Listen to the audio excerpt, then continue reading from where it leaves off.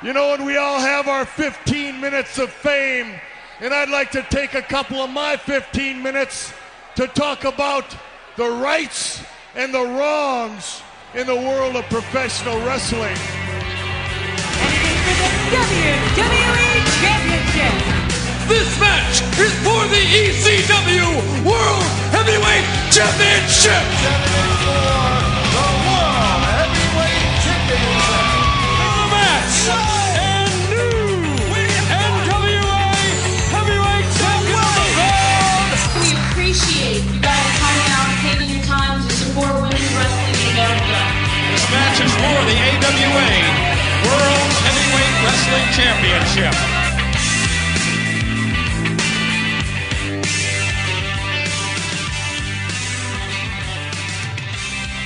Greetings, folks. Welcome to the show. I am your host, Mr. Green, and you are listening to The Rights and Wrongs of Pro Wrestling. It's a subsidiary of the Women's Pro Wrestling Network. Right here, either on Blog Talk, if you catch me there, iTunes, or this particular YouTube channel, which I find that it's been easier for a lot of people to go there. Match-wise, anyway. Certainly like to see the matches. And today on the program is a very special guest, I would say. We have the NWA Women's World Champion, Barbi Hayden, will be joining me on the program. And we're going to talk over her time in the business and her career. Perhaps some of the different promotions that she's been in, and just who is Abilene Maverick. For those of you that don't understand that reference, you will once you tune in here for a little bit. But before we go off into the interview section, we're going to just address, I guess, one of the news items that's come across in the wrestling world within the last 24 to 48 hours, that being the idea that WrestleMania or the WWE is trying to shut out the independent promotions from piggybacking off of them at WrestleMania.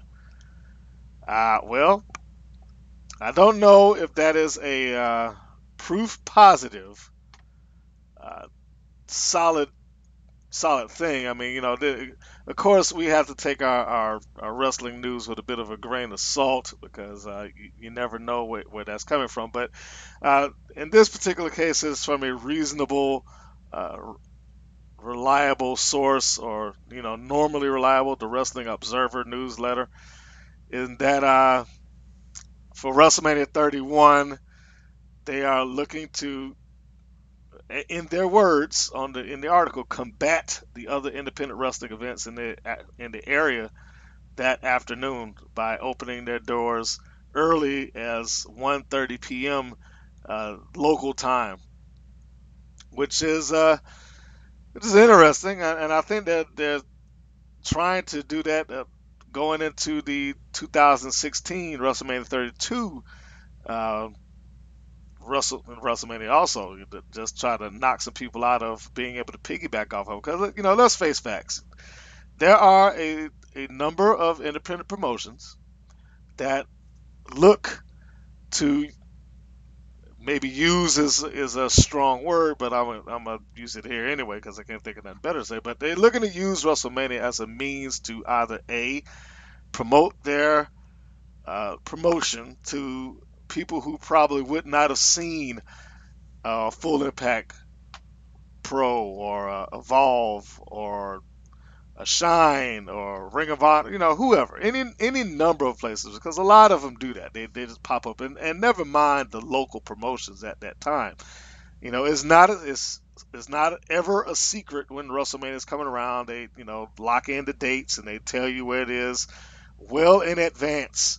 So it's something that is easy to book around or try to book around, and I have no doubt that exposure is part of the game plan there, because everybody doesn't have the money to go to a WWE sponsored fan fest or the Hall of Fame, or buy their merchandise just floating around on the grounds of the arena much less a WrestleMania themselves. You know that all of those things cost. So even if you purchase the money, purchase the tickets, I'd say, to come into WrestleMania and enjoy the show, you may not necessarily see all the other things going on that weekend. That is where the independent promotions come in. They are basically hoping that at smaller venues and smaller prices, you will at least sample the goods, which leads into the second reason why they piggyback off WrestleMania, of course, for the money. Now, that being said, is it right or wrong for WWE to want to shun them or push them out or try to keep them from using the WrestleMania event to earn? Possibly. I mean, my personal feelings about it is I don't know if that is the thing for WWE to do. I mean, look, the whole selling point of WrestleMania is now and has always been that they're like the Super Bowl. We bring money to the city, and that's true. When it came here, they brought in, and by here I mean Atlanta, WrestleMania 27. They reportedly brought in, I want to say, a tad under $30 million in vendor revenue. So, you're talking people that's coming out of state, people that's coming in from out of the country, uh, you know, vendors that are set up in and around the arenas, people that's going to want to go out to eat, the hotels, just any number of places that and things that you would do while you're visiting a new city. That was a huge bump in money and revenue, and it's always going to be that way whenever WrestleMania comes to town. That's why cities aren't so hard up about trying to keep them out. But I don't feel, this is my personal opinion, I do not feel that they should try to intentionally lock out a Ring of Honor, a Full Impact Pro, an Evolve, a Chikara, whomever is there. I understand the issue. I do. I understand that it's not fair. You know, the WWE is the big powerhouse. Everybody's coming in to see them, but yet you have a lot of different promotions that are going to reap the benefits from it. But that being said, it's part of the whole selling point of WrestleMania. You're bringing money in, and of course, people are going to want to capitalize on the money. And there's no real way to regulate that other than like they're doing now. We're gonna move the time so everybody else can't come in, or you're gonna have to be forced into making a choice. If you have a ticket for our show, then you can't go to a Ring of Honor show because it's at the same time. Or, that's essentially what the game plan is now. We're just gonna force you to pick us over them. Again, I understand it's not fair, not fair for the smaller guys, but I understand. They don't want people to be able to just take money out of their pocket. That's probably about the bottom line of that. They probably feel as though these smaller promotions are taking money out of their pocket. I don't think so because the WWE is now probably is going to be for a long period of time unless they do something really stupid and mess up. They are light years away from any one single promotion that exists in North America today. Bar none. I can't think of not one. I mean, I know TNA is basically the number two, but they're a de facto number two, and they're a distant number two at that. I mean, the only reason that they even hold claim on that title is because they're the only other promotion that has a national television presence. Ring of Honor has a national television presence, but it's all syndication, so it slots them just underneath TNA, but not by much. So in any case, I'd actually like to hear what some other people got to say. I haven't spoken to anybody about this today or gotten any forums or anything like that. But do you feel like it's fair? Do you think it's fair that the WWE is actually trying to bump people out of their WrestleMania environment, out of their WrestleMania sandbox, if you will? They're trying to keep people out of it. I don't think that is that big of a deal. I understand the reasons why, but I don't think it was that big of a deal. But that's me. Speaking of TNA, real quick, they have put out a preview for TNA Legends video, which is basically their way of showing all the major stars that have been involved in that promotion over the last 10+ years. And when you look at it, I mean, they've actually had a lot. And they've elevated some people like AJ Styles. They've kind of included him in legends, but Sting, Hogan, Flair, RVD, the Road Warriors. I think they had the Rock and Roll Express in there too. So they've had a lot of people that have come in and out of TNA over the years, and now that they have this new understanding and this new network that's willing to really, really push them hard, that they're taking all of this content that they have and they're trying to monetize on it. So good for them. Just wanted to touch on that for a second. Of course, also in 10A news, I'm sure by this point you should have known they're going into week 2, but Awesome Kong has returned to the company. If you haven't seen it by now, that is a spoiler. You should have known. So sorry. But yeah, Awesome Kong is back, and she's walked into a program with Havoc. Kong has been away from that promotion for nearly 5 years, and let me tell you, if you had listened to the Shoot interview, the You Shoot done by Kayfabe commentaries with Kong, or Karma, or Amazing Kong, whichever one that you want to call her, you would think that she may not have ever gone back to TNA. But that is why in the world of pro wrestling, you never say never. Because you never know. The company may have given her everything that she needed. There is no Bubba there no more. There's no Hogan. There's no Bischoff. So it may have reverted back to an environment that she actually enjoys. All right, that's long enough. I've talked on some wrestling news here for quite a bit. So after this little turnaround, it'll be me and the NWA Women's World Champion, Barbi Hayden. This is Athena Cage, and you're listening to the Women's Pro Wrestling Network.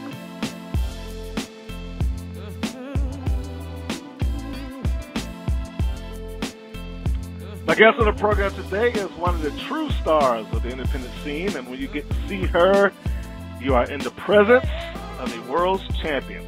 Arguably one of the greatest in the history of the NWA Women's Championship, as she is now listed in the top 10 longest title reigns in history out of 22 different champions and 32 different reigns since 1935. She's, I believe, coming up on her year's anniversary and my year's anniversary of having interviewed the person that she defeated, Casey Carlisle, in the third match of that series. And she was awarded a brand new championship belt, which I'm sure she will tell you looks absolutely fantastic around her waist. She clearly has no issues defending the title wherever it may be, as noted by her WSU appearance and others. And my guest today is the Women's World Champion, Barbi Hayden. Hey, that was a really nice intro. Thank you. I try. You know how much research and work I have to sit there and type all that and get it down to the science. You're like, yeah, I Googled it for like 2 seconds and 20 things popped up. No, I went around. I was looking at matches. Like, I had to see where all this stuff was. Of course, like I said, I talked to your opponent who you defeated about a year ago. Yeah, you were right, pretty much right on with the anniversary. It's January 25th. Oh, wow, okay. Yeah, so like it's coming up. It's pretty quick.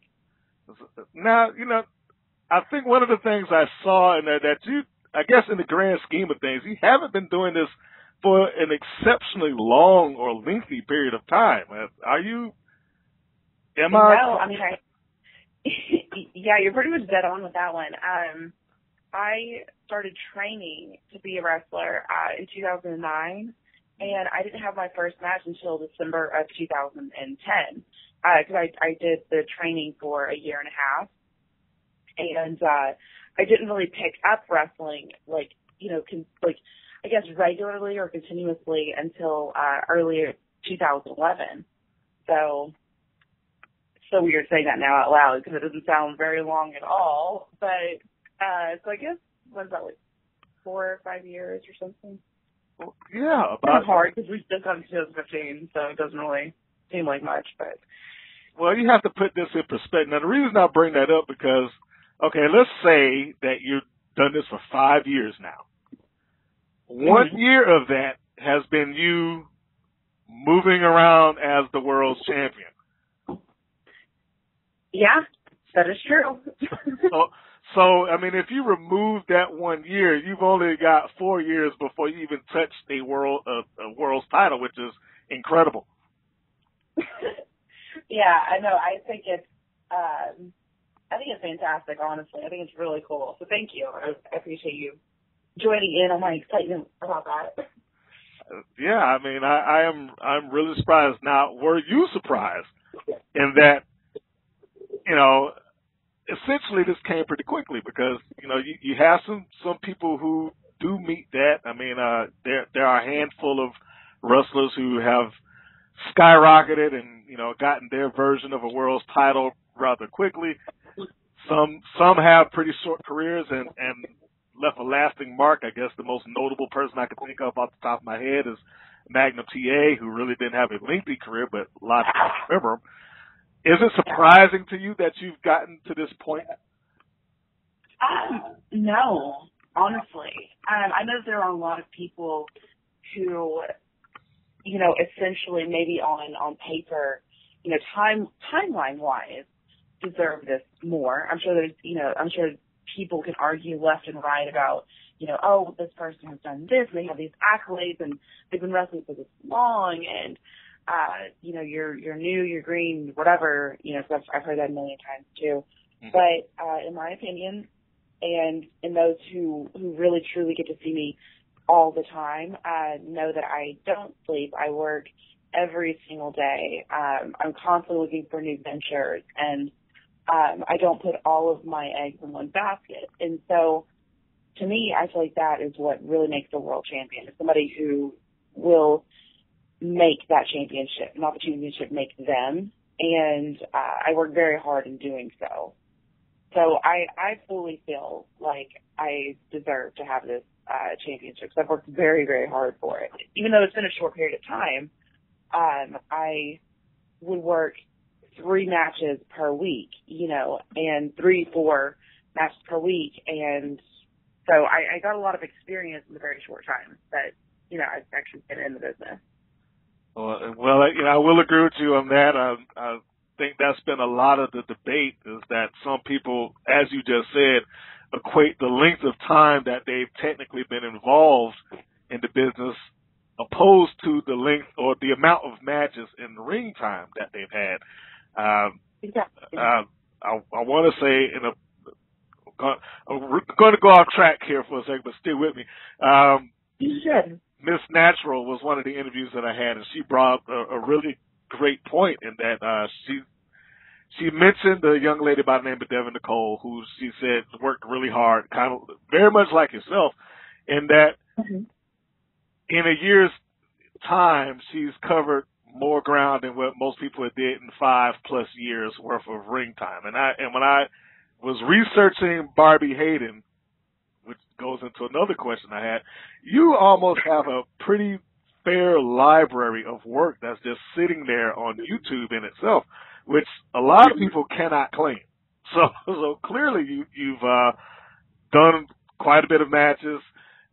If they go to your Facebook page, they see that you're constantly in the mix of high-profile matches at this point. And I'll go down some of the line. Veda Scott, Peyton Gates, Jordan Grace, Amber O'Neal coming up. You worked in the LLF promotion. And on the 17th, you got Tessa Blanchard. So now that we're there, first off, how do you feel that this match is going to go? I mean, congratulations on you getting by Veda Scott, by the way. Thank you. So next one up, you got a second-generation star. And you two are going to go head on. This is what most people would consider a pretty high-profile match. Do you have any comments for your challenger before we go into any other interview questions? No, I mean, I completely agree. Whenever I found out that this match was booked, I was very excited about it. I've heard nothing but good things about her. She does have less experience than I do. You know, only being in for about a year now. So I just just want her to know, watch her back, because I have plenty of things up my sleeve, and I like to make sure that I win at pretty much any cost. So that would be the one thing, is I want to see how naive she actually is. But also I wanted to make a correction. She is a third generation superstar. You are right. Sorry. There you go. You caught me. If you include Joe Blanchard and Tully, and then you add on the stepfather back in the VA, so there's a lot of generational work in there. So yes, no kidding. There is the genius of Barbi Hayden. She caught me. That's what I'm here for. And I appreciate it. Now, you just brought up something that, in a very nice way, you pretty much have told her that you're going to do whatever you have to do to win, without being mean. You basically laid it out on the line. Some would say that since you've gotten the title, there has been a alteration in attitude. I would just say it's an improvement in attitude. Oh, okay. I was naive and I was very sweet for a very long time, and just kind of let things be what they would be, because I am a big believer in everything happens for a reason. But whenever I got this opportunity, I just knew that I wanted to keep it. I wanted to remain number one, and I would do that by any means necessary. So to me, it's a smart, business decision. Okay. So nothing personal, just no. Whatever happens between the ropes is strictly business. And exactly. Oh, okay. I'm there to put on a good show. Very good. I would ask you if there are any, further goals ahead of you in pros other than keeping the title. You've clearly hit a benchmark in that.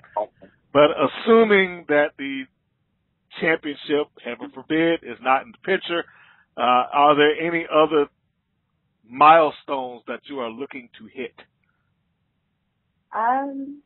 Well, one of them, and I've had Rosetta Stone now for almost half a year, but my computer would not accept Rosetta Stone for some reason. But one of the main things I want to focus on next is learning a second language. Okay. And I think for a lot of people out there, they know why people would want to learn a second language. But I just feel like that would give me an upper hand in a business sense for some of the larger companies. So that's definitely my next goal. Okay. So personal and business goals intertwine, and the learning of a new language, that seems fair. Yeah. Aside from the learning of that, I'm going to assume that traveling to whichever promotion is booking or accepting you is always on the radar. Is there any particular promotion that you have not yet gotten to that you are waiting in the wings for?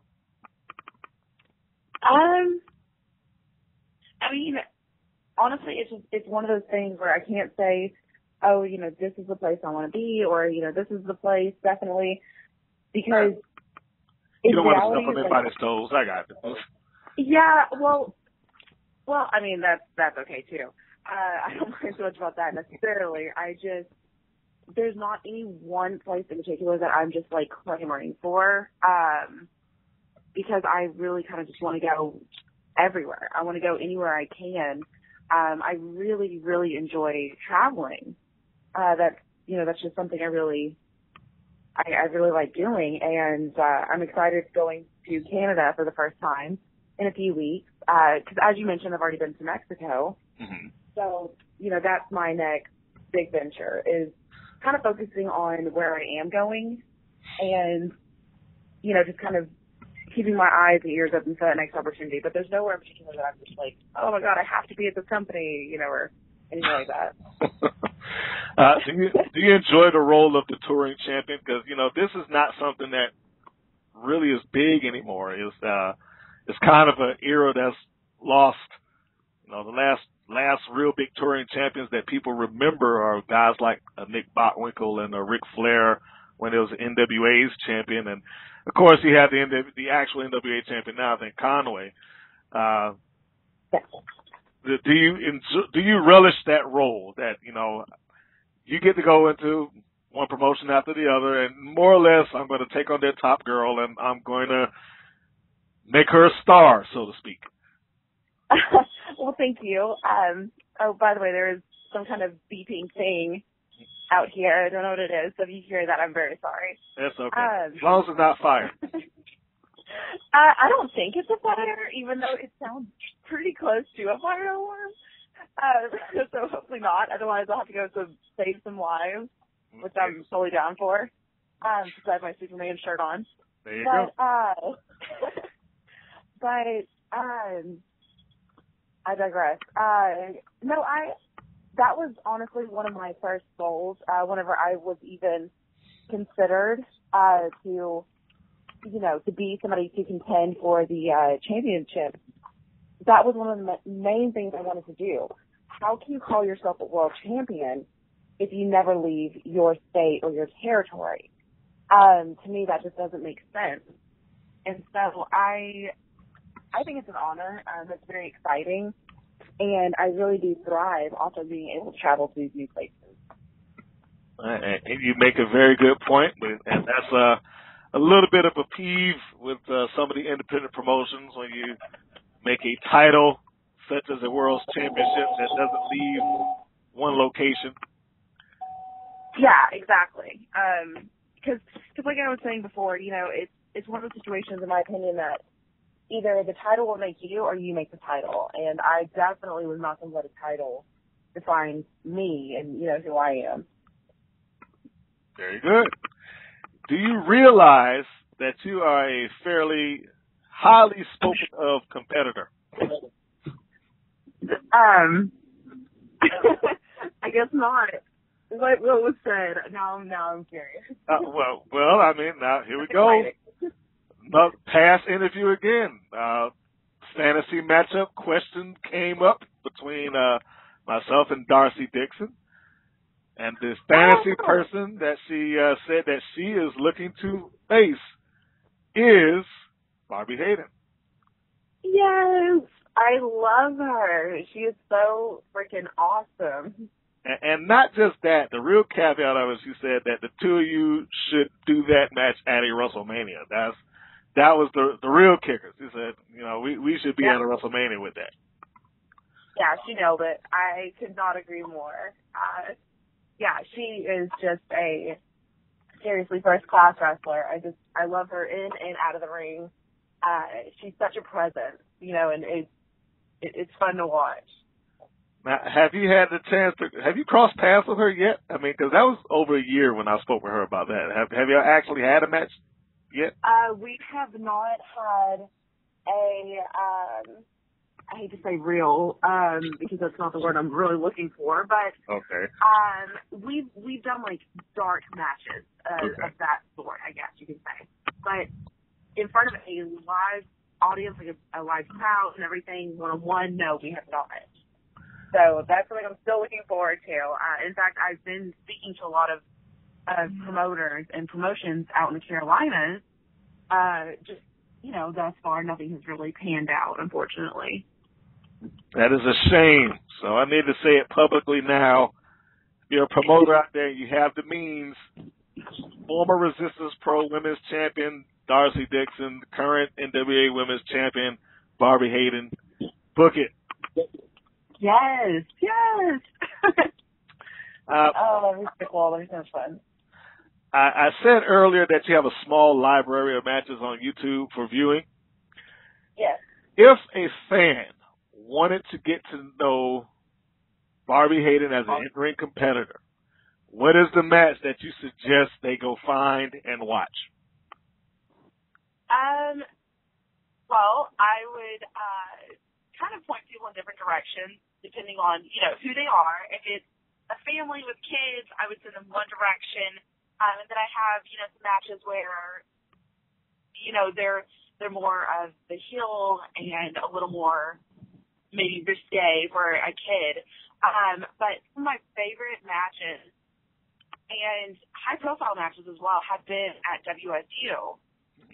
And what's so really cool about that is you can actually order the matches. Like, you can own them. You don't have to just say, okay, I'm going to watch it on YouTube and, like, that's it. Like, you can actually own the video. And another would be a local one that I've had a lot of really cool concept matches and high-profile matches at Anarchy Championship Wrestling. They sell their stuff on Smartwork Video. And, you know, I've wrestled Rachel Sutherland and Athena and Jessica James, and really the list goes on. Like, I've been wrestling there for quite some time. And then the newest venture has been with Inspire Pro, also in Austin. That's where you were mentioning I had defeated Beta Scott and Athena and Portia Perez. Oh, wow. So those are definitely high-profile matches, you know, at that company as well. You have quite the list of victims that have fallen to you. You brought up WSU. Were you the first outside champion to enter and defend in that company? I believe so. I know that it definitely sparked a lot of talk. That was definitely interesting. But yeah, to my knowledge, I was the first one. Okay. We're going to take a side step away from Barbi Hayden for a second and ask. Oh no! Why would you do that? Just hang with me. Who is Abilene Maverick? Oh, that is my persona for world or women of wrestling. I was going to say world of wrestling. But women of wrestling. Yes. And that was, that was really fun. In fact, it's still in the works because they were making a TV production out of it. I have heard. In fact, on cheap plug for me, on the Women's Pro Wrestling Network Facebook page, I have opened up the press release that WOW had sent out. I think it was in December, basically saying they have a new digital agency and that agency is looking to assumably get the show onto an online network of sorts. And it'll be on, I guess, a Hulu or something along those lines where you can find the program, because I know a lot of those episodes have already been shot, correct? Yeah. In fact, I think pretty much all of it has, at least for that package for that season. But we did filming. It was really cool, too, the locations. We did filming out in California and also in Las Vegas. So that was really neat. Okay. So it appears that they're heading back to production, I guess, after they get these episodes that are on the shelf back up. Now, I guess the only issue, if you want to call it an issue, is that since 2013, a lot of cast members have gone on to do other things. I spoke with Hudson Envy, who was Spike on there also. Her contract's expired with WOW. What's the likelihood of, I guess, the people coming back? Not just you in particular, but, just in general, because I know you're kind of scattered about now. Yeah. Honestly, I have actually spoken with other girls about this before. The way that we were treated there, like in the back and everything, is the best that any of us have ever been treated at any production. Wow. And I say any production, I mean literally all of them. This is the best that any of us have been treated. And not only that, but just the staff, the way the matches are put together, the way everything is booked, the way everything is produced is just over-the-top professional, and everything is done with such care, and everything is done really, really well. And so it's definitely a product that you could show to everyone ages 0 all the way up to 100. Literally anyone can watch it, and that's what I think really draws a lot of us into, because, at the end of the day, we all want to hit the biggest market that we definitely, can. So I think, at least the majority of it would definitely return. Okay. Good deal. So, Jeannie Buss, when it happens and you go into your new seasons, Abilene will be ready. Yeah. Toughest opponent thus far? You've had a lot of them. What is my toughest opponent? Toughest. That's correct. Oh man. I've had quite a few, I feel. Nevaeh was very tough. Nevaeh Chris. Mm-hmm. She's very tough. I'm trying to think. Mia Yim. She was very tough. You know, I would say not with NWA, but my match with her at Ring of Honor with Athena, that was really tough. Okay. So I mean, really, I have just had some of the best competitors. Like you were saying, I kind of have a long list of people here, but there are just so many amazing athletes. It's almost hard to say who the toughest was, because everybody has a different approach as well as, you know, as to how they conduct their matches. Wow. Yes, you do have a lot of people that you've gone up against. If I had a magical booking sheet and I could give you any active competitor right now in the ring, who would it be? Mickie James. Mickie James. Yeah. All right. That's somebody I've been clamoring for like, I don't know, since I started wrestling.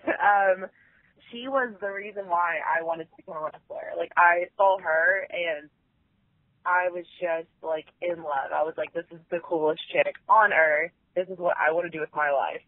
So it would be like an honor to be in the ring with her. And she has just returned to the ring not all that long ago after entering into motherhood. Yes. So exciting. And you would get in the ring and try to hurt that woman. Shame. I don't know if I'd hurt her. She'd probably kick my ass, but I would definitely try. Well, I don't know. Y'all both have pretty impactful versions of a DDT, so I guess it depends on who's going to nail it first. Battle of the DDTs. There you go. And finally, see how we rush through this right here, because I know, and I appreciate your time. We've combed through a lot. Fantasy booking time, because I am of the impression that every wrestler has their own personal fantasy storyline and or angle that is in their head. And I am going to put you on the spot and say, Ms. Barbi Hayden, what is your fantasy booking? Oh, gosh. I am a huge fan of Paige from WWE. And so to wrestle her at a pay-per-view, whether it be WrestleMania or not, for the Divas Championship would just be like, that would be pretty spectacular, because she's such a badass. Like, I just love her. I would love to be in the ring with her. So that would be my current fantasy match. Ask me in like a month and it might change, but the current one is her. Well, that's okay. Some people can't answer that question at all, or the fantasy, you know, who would it be? So you're doing good. I should have just been like, there's a really like pretty tree outside that would love to wrestle. That would be interesting. I don't know. If you can make a match out of it, you're incredible. Yeah, it can work, maybe. Well, try something that you can move around first, maybe like a broomstick, you know. I know there's Don't hate on the tree. It has branches that move, and I can pluck all of its leaves. It's so hard for you to, I mean, you can't whip it into the ropes or slam it or, you know. I'm just saying. That is true. You know, I only take that because of the guy that wrestled the blow-up doll in Japan and had like a 25-minute match with it, and it was incredible. So. Okay, sadly, that was my first thought when I thought I'm going to wrestle a tree. And then I thought of whenever Vince was wrestling God. Oh, no. I wasn't too sure about that one. I was like, oh, I don't know, Vince. I'm still not sure about it. I'm not even sure if I should have said that just now. Well, I think that God will understand that you were speaking of Vince's sense of humor, not yours. Yeah, absolutely. But Vince McMahon is a different kind of a cat. That's all that we can say. But if Barbi Hayden ever gets to the point that she's going to wrestle an inanimate object, please make sure that there's a camera there, because I want to see if you can make it work like that guy in Japan. I can't remember his name, but if you're listening, just go on YouTube or Daily Motion. I promise you it's there. And after 5 minutes of watching him do what he's doing, you will forget that he's in there with a blow-up doll. It's crazy. It really is. He is that good. You know, I did not share my fantasy booking. I have to squeeze this in before the 5 minutes are up. This is Mr. Green's fantasy booking for Barbi Hayden. This is the story that I would write should she show back up in WoW and I had the pen. Going into the promotion, she would denounce the good name of Abilene Maverick, saying that Barbi Hayden is now the NWA World Champion. I don't need to be a cartoon character. I don't need to do all these things because I am so far better and above anything that you have written. I've worked too hard to establish the name of Barbi Hayden. Furthermore, there will only be one world champion in this company, and it will be me. And I am on a mission, will not rest until the WoW World Championship is mine too. And thus, Barbi Hayden begins a program essentially against the entire WoW roster. That is my fantasy booking. Well, first off, I feel like I should hire you to write my promos. Thank you. That was awesome. Good job. All right. I have a job somewhere now. Yeah, exactly. You nailed it. Who would have thought? I don't know. So that's good. I'm glad that take that in there, give that to Jeannie Buzz and say, hey, here's an idea. Yeah. You have a new spin on an old story. Just like Ric Flair walking in the WWF, you can do it too. Yep, exactly. Because I am just like Ric Flair. You are. Barbi Hayden is. She's a female Ric Flair, turning and making everybody she's getting in the ring with. Final words, Miss Hayden, because I know that you are on the move and getting ready to do some other things business-wise out there in the great state of Texas. Do you have any last things that you would care to share? Upcoming dates, opponents, places people can see you, ways they can follow you, social media, etc., etc. Well, in the next few weeks, I will be in Texas, I will be in Canada, and I will be in Florida. The specifics on these dates and times are definitely listed on my Facebook, on my Twitter, and on my Instagram. All of them are at Barbi Hayden. So the at symbol, whatever that is, BARBIHAYDEN. And I continuously post new things about where I'm going to be, what I'm going to be doing. And so, yeah, definitely follow me on there, and you'll stay up to date. Fantastic. And there we have it, folks.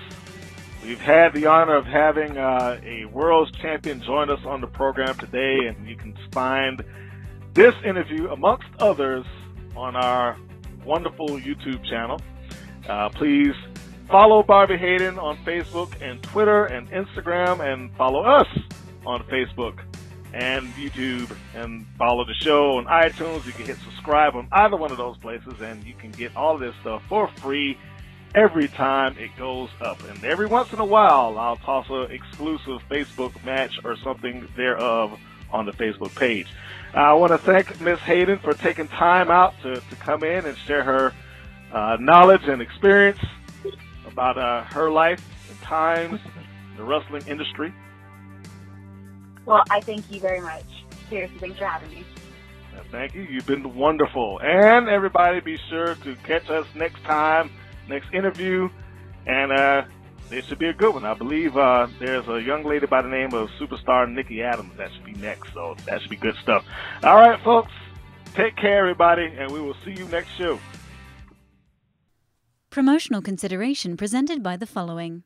Get your nerd-themed mystery box delivered to your door once a month, every month, with Nerd Block. Outstanding gear, toys, and collectibles. Choose your nerd theme, get your package, open your block, and let the fun begin. Visit nerdblock.com and get started. That's nerdblock.com. Nerdblock.